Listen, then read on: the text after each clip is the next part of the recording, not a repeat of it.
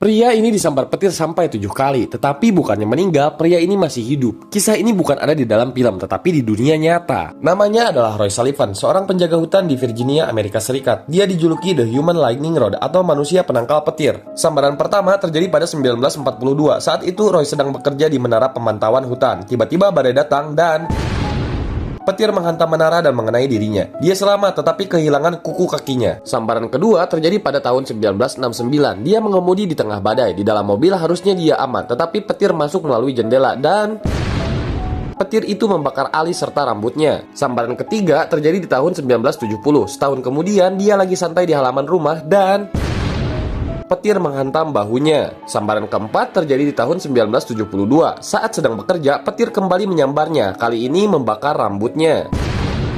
Sambaran kelima terjadi pada tahun 1973. Roy sedang berpatroli di hutan. Tiba-tiba langit menggelap dan petir menyambar kepalanya, melemparkannya dari mobil. Sambaran keenam terjadi pada tahun 1976.